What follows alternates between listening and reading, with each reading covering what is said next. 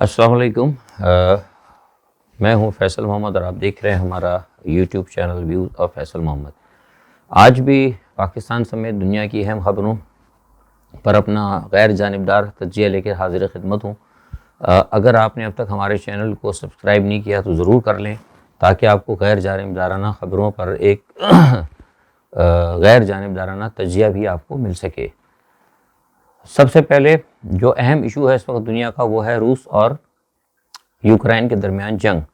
جو کہ اس وقت روس اور یوکرائن کے بجائے اب اگر ہم اسے کہیں کہ یہ روس اور نیٹو کے درمیان جنگ ہے تو اسے کہنا کوئی مذائقہ نہیں ہوگا، کیونکہ نیٹو بظاہری طور پر تو آپ کو نظر نہیں آ رہا جیسے ہم نے پہلے کہا تھا، لیکن جس طریقے سے نیٹو مدد کر رہا ہے یوکرائن کی اور اس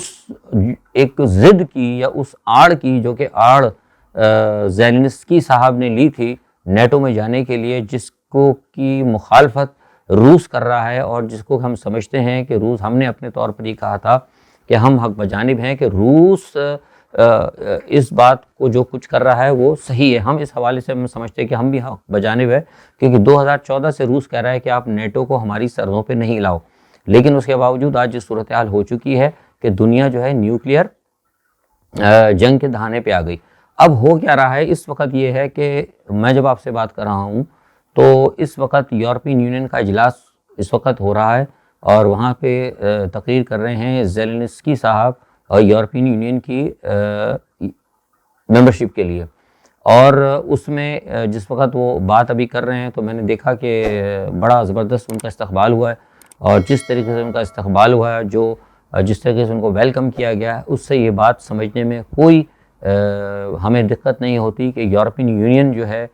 پلس نیٹو امریکہ کے کہنے کے اوپر امریکہ کی جو سولو سپر پاور ہے اس کو برقرار رکھنے کی خاطر خوفزدہ ہو کر جو ہے اس کی اندھی مدد کر رہے ہیں. اس میں اب کوئی شک نہیں رہ گیا. دیکھیے اس کو آپ سمجھنا ہوگا کہ میں نے کل پہلے بھی بات کہی تھی کہ یہ جب سرد جنگ تھی جس میں نیٹو اور واٹس ایپ پیکٹ تھا، جب واٹس ایپ پیکٹ ختم ہو گیا تو نیٹو بھی ختم ہونا چاہیے تھا، لیکن نیٹو کو نہیں ختم کیا کیونکہ بدنیتی تھی، لوگ اس کو ماننے کے لیے تیار نہیں تھے. لیکن آج وہ لوگ اب مان رہے ہوں گے کہ جو کچھ امریکہ روس کے ساتھ کر رہا ہے یہ اصل میں بنیادی طور پر وہی روس اور امریکہ دشمنی کا نتیجہ ہے. یعنی آپ دوسرے الفاظ میں کہہ سکتے ہیں کہ جو نشانہ تو اصل نشانہ روس ہے، لیکن یوکرائن جسے کہتے ہیں نا کہ اصل نشانہ ہے یوکرائن اور بہانہ ہے، اصل نشانہ ہے روس اور بہانہ ہے یوکرائن. جیسے کہ پاکستان کے اندر ہوا تھا کہ نشانہ پاکستان تھا لیکن بہانہ کچھ اور ہی بن گیا تھا. تو خیر بہرحال تو کہنے کا مقصد یہ ہے کہ یہاں پر بھی صورتحال کچھ اور نہیں ہے، بالکل ایسی ہی ہے. اور امریکہ جو ہے روس کو بالکل کونے سے لگانے کے لیے، روس کو ختم کرنے کے لیے اور اپنے طاقت کو یورو ایشیا کے بارڈر تک پہنچانے کے لیے، اور کہیں نہ کہیں آپ کو پتہ ہے کہ روس کی اگر آپ دیکھیں بارڈرز کہیں نہ کہیں جا کر کہاں تک ملتے ہیں، تو یورو ایشیائی بارڈرز پر اگر نیٹو کا اور امریکہ کا قبضہ ہو جاتا ہے، اس کے چاروں طرف آ جاتا ہے، تو اس کا مطلب یہ ہے کہ چین کو اور دوسرے تمام جو اس کے اہداف ہیں امریکہ کے، اس پہ قبضہ کرنا ان کا جو ہے صاف واضح ان کی نیت نظر آ جاتی ہے. اچھا اب اس پس منظر کے اندر آپ دیکھیں اگر تو آج جو صورتحال ہے، ورنہ جو صورتحال اس وقت ہمیں کیو سے نظر آ رہی ہے، جو خارکیو سے مل رہی ہے، جو یوکرائن سے مل رہی ہے، وہ کبھی ایسا نہ ہوتی. اور اسی لیے جو ہے پیوٹن بھی جھنجھلا گئے ہیں. اور پیوٹن کو یقین ہو گیا جو بات ہم پہلے سے کہہ رہے تھے کہ آپ کو نیٹو جنگ میں نظر نہیں آ رہی، لیکن نیٹو جنگ میں شامل ہے. آج صبح جو ہے تقریباً کو 35 کے قریب جہاز جو ہیں پولینڈ سے ان کو دیے گئے ہیں یوکرائنی پائلٹس کو، اور انہوں نے جا کر روس کے جو ہیں ٹھکانے جو ہیں فوجی ٹھکانے جو ان کے جو بم کے جو جہاں پہ آ رہی ہے ترسیل ہو رہی تھی، تیل آ رہا تھا، اس کو انہوں نے نشانہ بنایا. روس کے کئی ٹینک انہوں نے وہاں پہ اڑا دیے. اس کے بعد جب یہ جہاز آئے ہیں اور جب زیادہ کارروائی روس کی فوجوں کے خلاف ہوئی تو پھر اس کے بعد روس نے وہ ایک بم ہے جسے کہتے ہیں کہ فادر آف بم، پتہ نہیں کیا فادر آف آل بم کہتے ہیں، وہ ذرا کوئی ڈرٹی قسم کا ہے، اس کے اندر کچھ کیمیکل وغیرہ تو نہیں ہے اتنے، لیکن بہرحال نقصان زیادہ پہنچاتا ہے. مجبور ہو کے اس نے پھر اس کا استعمال کیا، کیونکہ اس کی ایک وجوہات یہ بھی ہیں معاف کیجیے گا، میں نے آپ کو بتایا تھا کہ بنیادی طور پہ ہوا یہ ہے کہ انہوں نے نیٹو نے پولینڈ کے ذریعے اپنے کرائے کے جنگجو بھی داخل کر دیے ہیں. نیٹو نے بے انتہا اسلحہ تمام یورپ کے ممالک نے بے انتہا اسلحہ جو ہے یورپین بارڈرز جو بہت بڑا لمبا بارڈر ہے، مطلب 2000 کلومیٹر سے زیادہ لمبا بارڈر ہے پولینڈ کا، اس کے ذریعے جو ہے ان کو دے دیے ہیں یوکرائنی عوام کو۔ اب کیا ہوگا، اب اس سے ہو یہ رہا ہے کہ وہ لوگ شہروں میں آ کے لڑ رہے ہیں، شہروں میں آ کے لڑ رہے ہیں، تو نتیجہ کیا ہو رہا ہے، جب شہروں میں لڑ رہے ہیں سب ایک جیسے، آپ کو پتا یہاں تو کوئی افغانستان پاکستان والی یا افغانستان امریکہ کی جنگ تو نہیں کہ افغانی آ رہے ہیں شلوار قمیض میں، وہ جناب پگڑی پہنی ہے تو آپ کو نظر آئے گا، وہاں یہ بھی گورے ہیں وہاں وہ بھی گورے ہیں، ان کی بھی آنکھیں ویسے ہیں ان کی بھی آنکھیں ویسے ہیں، کچھ پتہ نہیں لگ رہا کون کدھر ہے۔ نتیجہ کیا ہے کہ اس وقت جب میں آپ سے بات کر رہا ہوں تو کیو اور کیو کے اندر خاص طور پہ بے انتہا حالات خراب ہیں اور لوگ لڑ رہے ہیں، کون کس سے لڑ رہا ہے کچھ سمجھ میں نہیں آ رہا۔ یعنی دوسرے الفاظ میں اگر میں یہ کہوں کہ وہاں پہ کوئی سول وار کی سی صورتحال ہے، اس میں پرائیویٹ کنٹریکٹرز بھی لڑ رہے ہیں، اس میں یوکرائن کے بھی لوگ لڑ رہے ہیں، اس کے اندر رشین فوجی بھی لڑ رہے ہیں، اور ہو کیا رہا ہے، نتیجہ یہ ہو رہا ہے کہ صرف خون بہہ رہا ہے، صرف خون بہہ رہا ہے، اس میں بے گناہ معصوم لوگ مارے جا رہے ہیں۔ اور میں ایک بات یہ بھی بتا دوں کہ جو صورتحال اب یہ امریکہ یہ کیوں کر رہا ہے یا نیٹو یہ کیوں کر رہا ہے، اس کو بھی میں آپ کو سمجھا دیتا ہوں۔ وہ اصل یہ ہے بنیادی طور پہ، جب اتنا اسلحہ تقسیم کر دیا جائے گا تو ظاہر سی بات ہے، چلیے اگر روس قبضہ بھی کر لیتا ہے، مان لیا پورے کیف کے اوپر قبضہ کر لیتا ہے، تو یہ جو مہاجرین نکل کے جا رہے ہیں، جو یہاں سے بھاگ رہے ہیں جنگجو وغیرہ، یہ جا کے کونے پہ کہاں جمع ہوں گے؟ یہ سارے مسلح ہیں، کچھ تو یہ نکل جائیں گے، کیونکہ میری اطلاعات کے مطابق 6 لاکھ کے قریب یوکرائن کے لوگ جو ہیں وہ چھوڑ چکے ہیں، اس وقت مہاجرین کی شکل میں نکل چکے ہیں۔ لیکن جن لوگوں کو اسلحہ ملا ہے یا جو کنٹریکٹرز ہیں، جو جنگجو ہیں کرائے کے، وہ تو اسلحہ لے کے کہاں رہیں گے؟ وہ ان بارڈرز کے قریب رہیں گے جو یوکرائن کے اندر اور پولینڈ کی سرحدوں پر ہے۔ تو نتیجہ کیا ہوگا کہ وہ مسلسل انسرجنسی کریں گے، یعنی دوسرے الفاظ میں آپ یوں کہہ سکتے ہیں کہ روس کا قبضہ کرنے کے بعد بھی روس کے لیے پرابلمز جو ہے کریٹ کرنے کا ایک انہوں نے پلان تشکیل دیا ہے امریکہ نے اور نیٹو نے۔ لہٰذا اسی چیز کو سمجھتے ہوئے میں سمجھتا ہوں کہ پھر پیوٹن نے جو ہے ایک ماس جسے کہتے ہیں نا کارپیٹ کلنگ جو ہے شروع کی ہے، کیونکہ ان کو پتا ہے کہ اگر یہ اس طرح رہا تو پھر یہ صورتحال وہ افغانستان والی ہوگی کہ لوگ چاروں طرف سے، مطلب بیچ میں تو قبضہ ہے لیکن چاروں طرف سے آپ پر حملے ہو رہے ہیں۔ تو یہ بڑی عجیب سی صورتحال ہے، اور اس تمام صورتحال کو اگر دیکھا جائے تو میں آپ کو حقیقتاً بتا رہا ہوں کہ اس کے اندر جو ہے روس کے خلاف جو ہے جنگ ہو رہی ہے، اور یہ جنگ جو ہے مکمل طور پر تعصب کی بنیاد پر ہو رہی ہے۔ اور جیسا میں نے پہلے کہا تھا کہ اگر اس جنگ میں روس کو شکست ہوتی ہے تو اگلا نشانہ جو ہے پھر ایشیا اور مسلم ممالک ہوں گے۔ اب صورتحال یہ ہے کہ ابھی جب میں آپ سے بات کروں تو مجھے پاس ابھی خبر آ گئی ہے کہ ان کی درخواست کو ہے منظور کر لیا گیا ہے۔ کس کی درخواست کو؟ زیلنسکی کی یورپین یونین میں درخواست کو منظور کر لیا گیا ہے۔ اب سرٹیفکیٹ کب ایشو ہوتا ہے، آج ہوتا ہے یا کل ہوتا ہے، مجھے نہیں پتا۔ بہرحال یہ ایک صورتحال ہے۔ تمام ممالک جو ہے اس وقت کھل کے مدد کر رہے ہیں۔ آسٹریلیا نے بھی $50 بلین کا اسلحہ ان کو دینے کا اعلان کر دیا ہے اس وقت۔ تو میں جو آپ سے کہہ رہا ہوں تو بنیادی طور پر جو بات کو سمجھانے کی کوشش کر رہا ہوں کہ اب لوگ اس کو جو ہے نا روس اور یوکرائن نہ کہیں۔ اور پاکستان کے اندر میڈیا کا تو میں عجیب حال دیکھ رہا ہوں کہ پاکستان میں تو لوگ عجیب، مطلب میڈیا ہمارا کہہ رہا ہے روس نے جارحیت کی، روس نے جارحیت کی۔ بھائی روس جارحیت نہیں ہے، میں روس کی طرف سے نہیں بات کر رہا، میں غیر جانبدار بات کر رہا ہوں، روس جارحیت نہیں ہے۔ 2014 سے میں دیکھ رہا ہوں، میں نے کئی بہت ساری میٹنگز بھی دیکھی ہیں جس میں وہ پیٹتا رہا ہے پیوٹن کہ خدا کے واسطے میرے بارڈرز پہ نیٹو کو مت لاؤ، خدا کے واسطے میرے بارڈرز پہ نیٹو کو مت لاؤ، لیکن یہ لوگ لے کر آئے۔ اب جب اس نے اپنی سرحدوں کا دفاع کیا تو یہ اس کو جارحیت کریں، اور ہمارے یہاں بھی یہ کہا جا رہا ہے۔ اچھا، دوسری طرف یہ صورتحال ہے، اس تمام صورتحال کو دیکھتے ہوئے کیونکہ اس کو پیوٹن کو بھی ظاہر نقصان ہو رہا ہے، میں نے آپ سے کہا تھا کہ اس کے پیچھے کی اسٹریٹجی یہ ہے کہ سارے نیٹو ممالک 30 ممالک جو ہیں خوب یوکرین کو اسلحہ دیں، اور ادھر اسلحہ صرف کس کا ہوگا؟ روس کا ہوگا، اور اس کو لینتھی کریں۔ کل بھی آپ کو نے دیکھا کہ وہاں پر کیا کہتے ہیں میٹنگ ہوئی، میں نے آپ کو کہہ دی تھی کہ کوئی نتیجہ نہیں نکلا نتیجہ، اور آج بھی اگر میٹنگ ہوگی تو نہیں نکلے گا نتیجہ، اس لیے کیونکہ ایک طرف تو آپ اس کو یورپین یونین کی ممبرشپ بھی دے رہے ہو، دوسری ایک طرف آپ اس کی حوصلہ افزائی بھی کر رہے ہو، پھر دوسری طرف آپ جا کے اس کو بٹھا رہے ہو اور بیٹھتے وقت وہ پہلے سے شرائط دے رہے ہیں، تو ڈیٹ مین کہ یہ نہیں ہوگا۔ یہ بنیادی طور پر صرف اور صرف روس کو الجھا کر اس کے اسلحے کو کم سے کم کرنا اور اس کے فوجیوں کو تھکانے کی امریکہ کی سازش ہے، جو ہم سمجھ پائے ہیں، اور ایکچولی یہی چیز ہے۔ اب کیا ہو رہا ہے اس وقت جو سارا معاملہ ہے وہ یہ ہے کہ اس تمام صورتحال کو دیکھتے ہوئے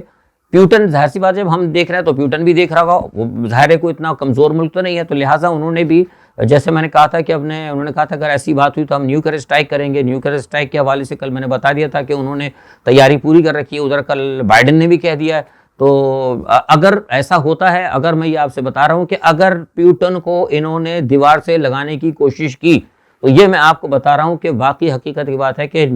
پیوٹن جو ہے وہ نیوکلیئر ہتھیار استعمال کر دے گا، کیونکہ آپ رشیا کو اتنا کمزور نہ سمجھیں، لیکن رشیا کو اور کمزور کرنے کی کوشش کی تو پھر جو ہے یہ نیوکلیئر اسٹرائک ہوگی. اگر نیوکلیئر اسٹرائک ہوگی تو دنیا کو بڑی تباہی کا سامنا کرنا پڑے گا. میرے پاس یہ بھی خبر ہے کہ پیوٹن نے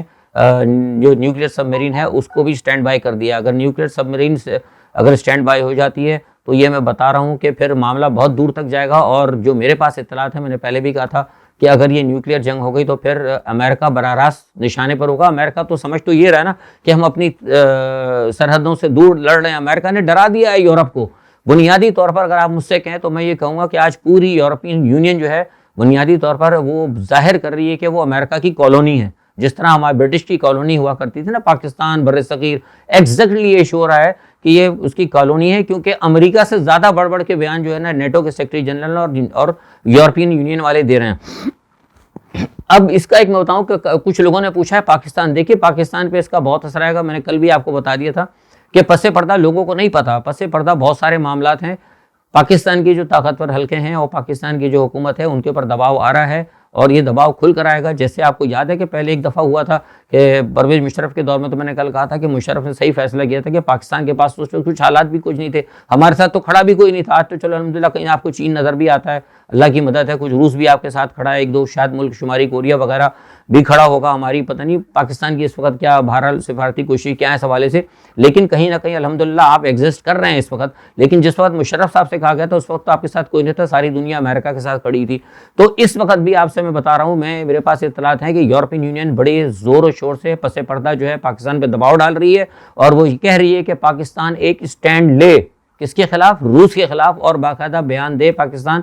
روس کے خلاف کہ روس ایک جارح ملک ہے. تو اب دیکھنا یہ ہوگا کہ کیا ہوتا ہے، کس طریقے سے یہ یورپین یونین کے لوگ ابھی پس پردہ کہہ رہے ہیں. ہو سکتا ہے کھل کے کوئی بیانات بھی دیں، یا ہو سکتا ہے کوئی یورپین یونین کے نمائندے حکومت پاکستان سے بھی ملیں. تو ایسی صورتحال کے اندر پاکستان کے اوپر بڑا زبردست دباؤ آنے والا ہے. اس لیے میں کہہ رہا تھا کہ لوگوں جو پاکستان میں بڑے آرام سے بیٹھے نا، ٹی وی دیکھ کے صرف ڈرامے دیکھتے رہتے ہیں جیو کی اور یہ خبریں، یہ سارے کا سارے جتنے پاکستان کا جو میڈیا ہے نا ماشاءاللہ، جو بھی میڈیا ہے، مطلب میں خالی جیو کا نام نہیں لے رہا، تو جیو کا تو خیر چلیں، جیو کا تو خیر سب کو ہی پتہ ہے، لیکن اس کے علاوہ بہت سارا جو میڈیا ہے پاکستان کا، اس میں 75 اور 80% جو ہے وہ ویسٹرن انٹرسٹ ہے، اور ویسٹرن ان کو جو یہاں پر جو کیا این جی اوز ہیں ان کے ذریعے ان کو پیسے ملتے ہیں. انہوں نے وہی خبر دینی ہے جو ویسٹرن انٹرسٹ کے اندر ہوگی. وہ لوگوں کو انہوں نے بہکا کے رکھا ہوا. پاکستان کے لیے بھی حالات صحیح نہیں ہیں. یہ جنگ صرف وہاں نہیں ہو رہی، اس کے اثرات پاکستان پر ہوں گے. میں آپ کو پہلے بتا چکا ہوں کہ گندم بھی مہنگی ہوگی، پیٹرول کا مسئلہ بنے گا. گو کہ عمران خان نے سستا کر دیا، لیکن یہ آئندہ آنے والے دنوں میں آپ کو مسئلے بنیں گے. اور چونکہ یاد رکھیں کہ یورپین یونین کی بہت بڑی ایکسپورٹ، پاکستان کی ایکسپورٹ یورپین یونین میں ہوتی ہے، وہ پاکستان کو بلیک میل کریں گے. اس کو روکنے کی بھی بات کی جائے گی. پاکستان کے خلاف بھی بہت ساری جسے کہتے ہیں نا کہ پابندیاں لگانے کی کوشش کی جائے گی، کیونکہ کھل کر وہ کہہ چکے ہیں کہ جو روس کے ساتھ کھڑا ہوگا اس پر پابندیاں لگیں گی. آپ سمجھ رہے میری بات؟ تو میں آپ کو پہلے سے ہوشیار کر رہا ہوں کہ پاکستانی قوم کو اس تمام صورتحال کے لیے تیار رہنا پڑے گا. اگر آپ اپنے طور پر جو کچھ کر سکتے ہیں، جسے کہتے ہیں نا کہ بلا وجہ کی خواہش، مطلب وہ عیش و عشرت اور بلا وجہ پیسے، اس وقت ٹائم ایسا نہیں ہے. اپنے آپ کو تھوڑا سا سیف رکھیں. اور ایک جو سب سے اہم بات میں آپ کو بتانا چاہ رہا ہوں، پاکستانی قوم کو میرا یہ پیغام ہے کہ یہ جو ویسٹڈ انٹرسٹ جماعتیں ہیں، خاص طور پہ کون سی جو جماعتیں، اب میں نام نہیں لوں گا، جو ویسٹڈ انٹرسٹ جماعتیں ہیں جو اس وقت لانگ مارچ کی باتیں کر رہی ہیں، یہ سب ایسے ہی ہیں. یہ سارے کے سارے انہی سے ملے ہوئے ہیں. کوئی مولانا صاحب، آپ کو پتہ ہے مولانا فضل الرحمان صاحب خود کہہ چکے ہیں، بتایا تھا کہ آپ ہمیں اقتدار دلا دیں. تو کسی بھی مولانا صاحب یا کوئی بھی حاجی صاحب یا کوئی بھی چودھری صاحب یا کوئی بھی بڑے صاحب جو ہیں، وہ سب کے سب جو ہے نا بنیادی طور پر چلتے وہی امریکہ کی طرف ہیں. باتیں تو کرتے ہیں وہ دین اسلام کی، لیکن قبلہ اور سجدہ ان کا ادھر ہی ہوتا ہے. تو یہ سب آپ کو ان کے کہنے کے اوپر ملک کے اندر افراتفری کریں گے. عوام کو چاہیے کہ اس صورتحال کے اندر کسی بھی لانگ مارچ کے اندر یا کسی بھی ان کی باتوں کرنے کی، ان کے پیچھے بھاگنے کی ضرورت نہیں ہے. مہنگائی جو ہے ساری دنیا میں ہے. اگر عمران خان کل چلا جائے گا مثال کے طور پہ، تو مہنگائی اس طرح کم نہیں ہوگی. ساری دنیا میں ہو رہی ہے، یورپ میں بھی ہو رہی ہے. میں جہاں بیٹھا ہوں ساری دنیا میں، میں یورپ میں چکر لگاتا رہتا ہوں، سب جگہ مہنگائی بڑھتی آ رہی ہے، ہر چیز بڑھ رہی ہے. اور یہ دنیا کے اندر ایک بہت بڑا، جس میں پہلے کہتا رہا تھا کہ دنیا میں ایک بہت بڑی جنگ اور ایک بہت بڑی قحط کی سی صورتحال آنے والی ہے. تو اللہ تعالیٰ بہرحال اس صورتحال سے محفوظ رکھے. لیکن جو چیزیں نظر آ رہی ہیں، کیونکہ فیصلے ہو جاتے ہیں، چیزیں نظر آتی ہیں، لیکن اس کو ٹالنا جو ہے وہ صرف اللہ کی ذات کے اوپر. اللہ تعالیٰ اگر کن کہے تو سب کچھ ہو جائے گا، سب کچھ ختم بھی ہو جائے گا. لیکن اب جس وقت میں آپ سے بات کر رہا ہوں، دنیا کے حالات اتنے اچھے نہیں ہیں، نارمل نہیں ہے. اور خدا نہ خواستہ جس طریقے سے اگر یہ نیوکلیر جنگ کی باتیں ہو رہی ہیں، کیونکہ بائیڈن نے بھی پینٹاگن کو کہہ دیا ہے، تو یہ معاملہ بہت زیادہ بڑھے گا. اچھا، اس وقت اب صورتحال یہ ہے کہ خارکیو کے اندر میں نے بتایا کہ اس وقت روسی ٹینکوں کو جو انڈر ٹینک ہیں ان کو بھی لوگ حملہ کر رہے ہیں، لہٰذا مجبور ہو کے اب روس نے بھی جسے کہتے ہیں کہ فل فلیج بمبنگ کرنی شروع کر دی ہے، جس کی وجہ سے کئی شہریوں کے بھی ہو رہے ہیں۔ لیکن ہم نے آپ کو بتایا تھا کہ پروپیگنڈا کیا جا رہا ہے کہ روس جو ہے شہریوں کو مار رہا ہے۔ بنیادی طور پر جو شہری جو اگر زخمی ہو رہے ہیں، دیکھیے ہوائی حملے کے بعد تو ظاہر سی بات ہے لوگوں کو ٹرینچز میں چلانا چاہیے، لیکن بہت سارے لوگ باہر نکل آتے ہیں جب ٹینکس آ رہے ہیں۔ تو میں جو دیکھ رہا ہوں، جو مجھے خبریں وہاں سے انڈیپینڈنٹ مل رہی ہیں، جو لوگ بتا رہے ہیں وہ کہہ رہے ہیں کہ لوگ ٹینکوں کے آگے آ جاتے ہیں بندوقیں لے کے، تو اس سے ظاہر سی بات ہے پھر چلانا تو پڑتا ہے کہیں نہ کہیں، کیونکہ کھلی جنگ ہو رہی ہے۔ تو اس صورتحال کے اندر شہریوں کی کیجولٹیز ہو رہی ہے، لیکن جو خون بہ رہا ہے نا بنیادی طور پر وہ عام لوگوں کا بہ رہا ہے، یوکرینی مر رہے ہیں۔ اور اس کے اندر جنگجو تو جو ہے، میں نے آپ سے کل بھی بتایا تھا کہ جو جنگجو ہے وہ تو بڑا فائٹ جو کر رہے ہیں نا، بڑی ٹیکنیکل طریقے سے کر رہا ہے، لیکن جو عام آدمی ہے وہ مر رہا ہے، عام آدمی کو بہت نقصان ہو رہا ہے۔ اور یعنی دوسرے الفاظ میں یوں کہوں کہ اگر امریکہ اپنی برتری کی خاطر دوبارہ ایک دفعہ پھر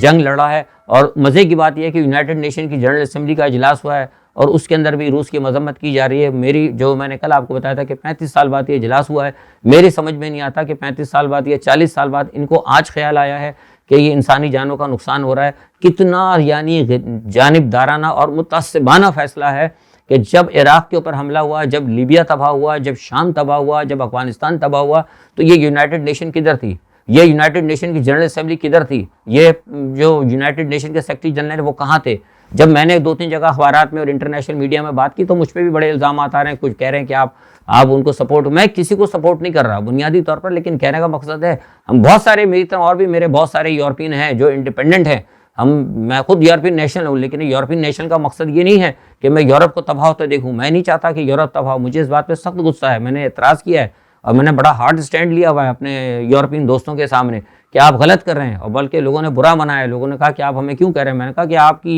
کی یہ صورتحال بتا رہی ہے کہ آپ اس وقت جو ہے کالونیلزم کی طرف جا رہے ہیں۔ تو کیونکہ دیکھیے اس وقت جو حالات میں دیکھ رہا ہوں، اللہ تعالیٰ خیر کرے، وہ حالات جو ہیں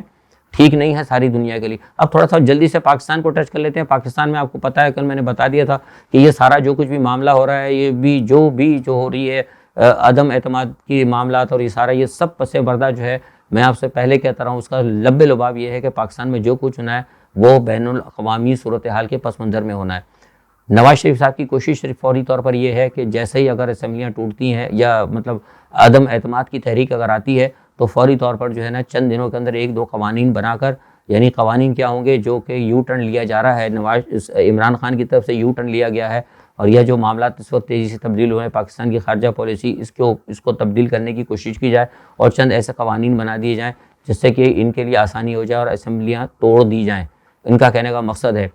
آج عمران خان چودھری صاحب سے مل رہے ہیں، چودھریوں پر بھی دباؤ آ رہا ہے، کیونکہ ایک طرف یہ بھی دیکھا جا رہا ہے، میں نے آپ کو پہلے کہا تھا کہ چودھری لوگ جو ہیں، چودھری برادران جو ہیں، یہ طاقتور حلقوں کے ساتھ ہیں، لیکن یہ بھی دیکھا جا رہا ہے کہ عمران خان صاحب اگر چودھریوں کو دے دیتے ہیں پنجاب کی حکومت، جس پہ رضامندی بھی ہے نظر آ رہی ہے، لیکن چودھری برادران بھی سوچ رہے ہیں کہ اگر وہ پنجاب کی حکومت لے لیتے ہیں اور اس کے بعد اگر وہ حکومت کو رن کرتے ہیں، تو جس حکومت میں اس وقت پاکستان کی گورنمنٹ چل رہی ہے، تو اس گورنمنٹ کے اندر کیا آپ سروائیو کر سکتے ہیں؟ جو گورنمنٹ اس وقت چل رہی ہے، جو گورنمنٹ کہہ رہا ہوں، جو اس وقت ہماری پالیسی چل رہی ہے، اس پالیسی کو سروائیو کر سکتے ہیں؟ کبھی بھی نہیں کر سکتے۔ اس پالیسی کو سروائیو اگر کر سکتی ہے، جو ہم نے سٹینڈ لیا ہے، تو وہ صرف عمران خان کی اور جو طاقتور حلقے جن کے ساتھ مشورے کے ساتھ ایک سٹینڈ لیا گیا ہے وہی کر سکتے ہیں۔ پاکستان کی خارجہ پالیسی کا رخ بدلنے کے لیے جتنی بڑی قربانیاں پاکستان کو دینی پڑیں گی یا دینی پڑ رہی ہیں، آیا کہ فوری طور پر دوسری حکومت کو لا کے جو ویسٹڈ انٹرسٹ جماتے ہیں، اگر ان کو لا کے فوری طور پر اگر دوبارہ بٹھا دیا گیا تو یہ دوبارہ یو ٹرن ہو جائے گا، تو پھر پاکستان کو مزید کتنا نقصان ہوگا اور کیا پھر کیسے ہماری خارجہ پالیسی بدلے گی؟ یہ بہت ساری چیزیں جو ہیں پس پردہ لوگوں میں ڈسکس ہو رہی ہیں، یہ آپ کو کوئی میڈیا نہیں بتائے گا۔ پاکستان کے طاقتور حلقے، پاکستان کے اہم لوگ اس وقت سخت مخمصے میں ہیں، اس لیے کئی جگہ یہ بھی سوچا جا رہا ہے کہ اسمبلیاں توڑ دی جائیں۔ اگر اسمبلیاں توڑ دی جاتی ہیں اور عبوری حکومت آ جاتی ہے تو اس میں بھی ایک بات ہوگا، یورپین یونین سے کہا جا سکتا ہے کہ جناب ہم اس وقت کیسے فیصلہ کریں، ہمارے پاس تو مطلب اس وقت منتخب حکومت ہی نہیں ہے، عبوری گورنمنٹ ہے، انٹریم گورنمنٹ ہے، تو بہت سارے معاملات چل رہے ہیں، دیکھیے کیا ہوتا ہے۔ لیکن جو کچھ بھی ہونا ہے، میں نے آپ کو کہا کہ اگر عدم اعتماد کی تحریک آتی ہے، اگر نہیں بھی آتی، لیکن جو بھی اگر صورتحال بنتی ہے، اس کا تمام کا تمام جو ہے اثرات جو ہے یہ بین الاقوامی جو اس وقت سچویشن چل رہی ہے اس کے پس منظر میں ہی ہوگی، تو لہٰذا ہمیں دیکھنا ہوگا کہ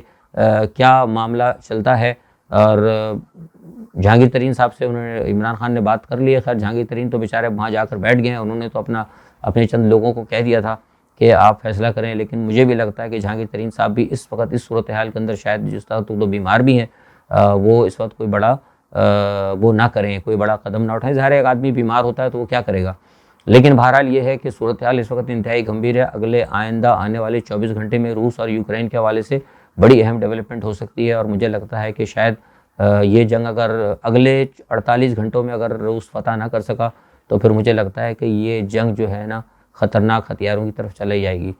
اس دعا کے ساتھ اللہ تعالیٰ آپ کو, ہمیں اور اس دنیا کو تباہیوں سے محفوظ رکھے. اپنا بہت خیال رکھیے گا. کل انشاءاللہ پھر دوبارہ حاضر ہوں گے. تب تک اللہ حافظ.